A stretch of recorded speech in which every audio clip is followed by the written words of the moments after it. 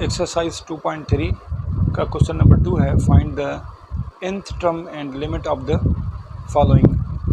Question number 2 का part 1 1/1/2 1/4 1/8 up to so on. ये एक सीक्वेंस है। हमें इस सीक्वेंस का सबसे पहले nth टर्म मालूम करना है, उसके बाद हमें इसकी लिमिट मालूम करनी है। तो nth टर्म मालूम करने के लिए हम क्या करेंगे, सबसे पहले कि आपको पता है जैसे इसके नीचे 1 के नीचे 2 है, यहाँ 1 के नीचे 4 है, यहाँ 1 के नीचे 8 है। इसी तरह इस 1 के नीचे कुछ भी नहीं है तो हम यहाँ 1 लिखेंगे तो कोई फ़र्क नहीं पड़ेगा। ये 1 और ये 2 और ये 4 और ये 8। अब हम क्या करेंगे, ये चेक करेंगे ये जो सीक्वेंस है ये अर्थमेटिक है या ज्योमेट्रिक है। तो अर्थमेटिक के लिए हम डिफरेंस चेक करते हैं। डिफरेंस कैसे मालूम करते हैं, सेकंड में से फर्स्ट को माइनस करेंगे, 2 में से 1 माइनस करेंगे, 1 बचेगा, और 4 में से 2 माइनस कर रहे हैं तो यहाँ 2 आ रहा है, 8 में से 4 माइनस कर रहे हैं तो यहाँ 4। डिफरेंस सेम नहीं आ रहा, तो ये अर्थमेटिक सीक्वेंस नहीं है। अब चेक करते हैं क्या ये ज्योमेट्रिक है। ज्योमेट्रिक के लिए हम क्या करते हैं कि डिवाइड करते हैं सेकंड टर्म को फर्स्ट टर्म के साथ, और थर्ड टर्म को सेकंड टर्म के साथ, और फोर्थ टर्म को थर्ड टर्म के साथ। ऐसे ही हम रेशो मालूम करते हैं। इसका टेबल 4 पे लगेगा, 2 का टेबल तो यहाँ 2 आएगा, यहाँ 4 का टेबल 8 पे लगेगा तो ये 2 आएगा, और ये 2 सेम, यानी कि रेशो सेम आ रहा है। तो यह सीक्वेंस है ज्योमेट्रिक सीक्वेंस।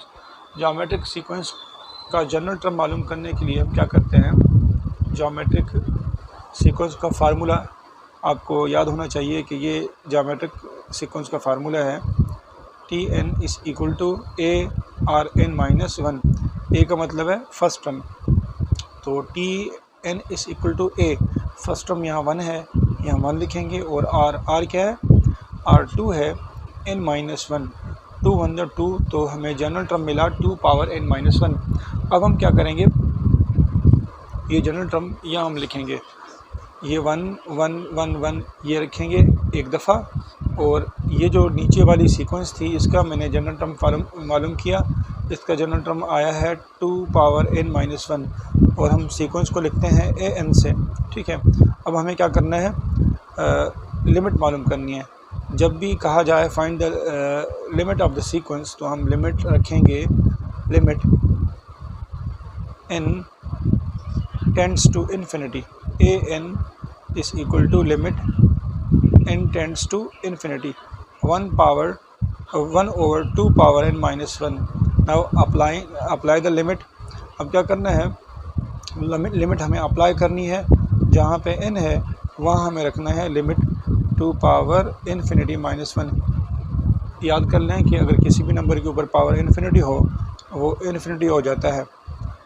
2 के ऊपर पावर इन्फिनिटी है, और अगर इनमें इन्फिनिटी में से हम 1 को माइनस करें तो भी इन्फिनिटी होगा। अगर इन्फिनिटी में हम 1 ऐड करें तो भी इन्फिनिटी होगा। अगर इन्फिनिटी में हम 1 मल्टीप्लाई करें तो भी क्या होगा, इन्फिनिटी। तो ये होगा इन्फिनिटी 2 पावर इन्फिनिटी। किसी भी नंबर के ऊपर पावर इन्फिनिटी हो तो हम उसे ज़ीरो लिखते हैं, और 1 over 0 बराबर होता है, सॉरी यहाँ 2 पावर इन्फिनिटी होता है, और 1/इन्फिनिटी को हम 0 लिखते हैं। तो मालूम हुआ कि इस सीक्वेंस की जो लिमिट है वो क्या है, 0 है।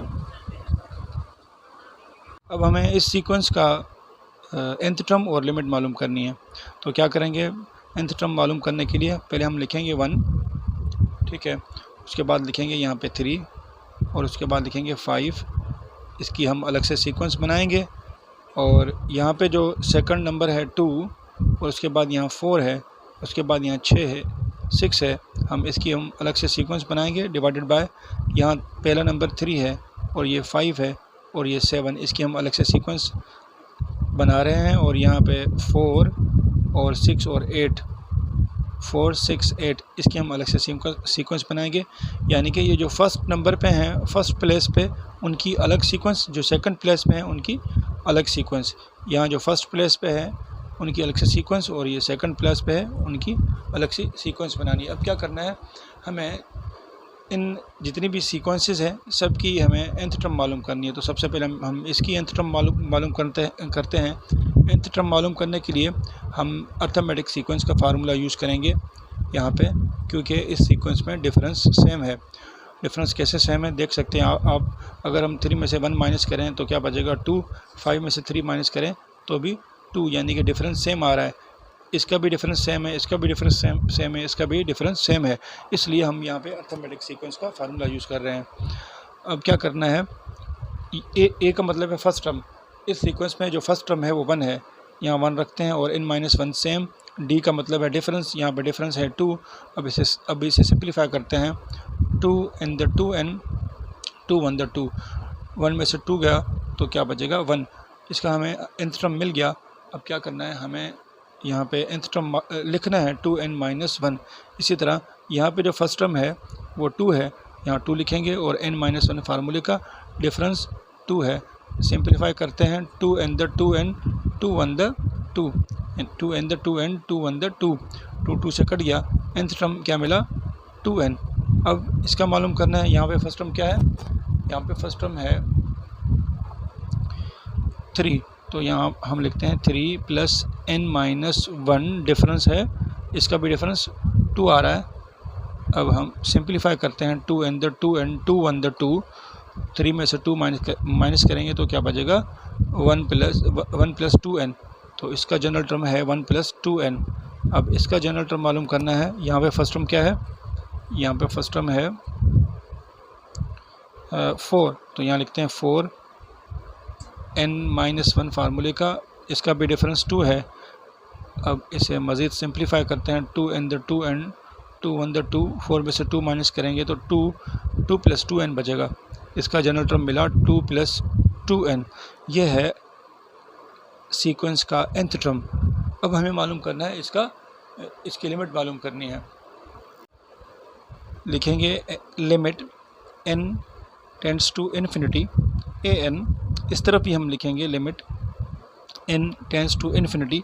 क्या करना है, जब लिमिट इन्फिनिटी होती है तो हम कॉमन लेते हैं। यहाँ क्या कॉमन लेते हैं, जो हाईएस्ट वेरिएबल होता है। यहाँ पे हाईएस्ट वेरिएबल कौन सा है, n।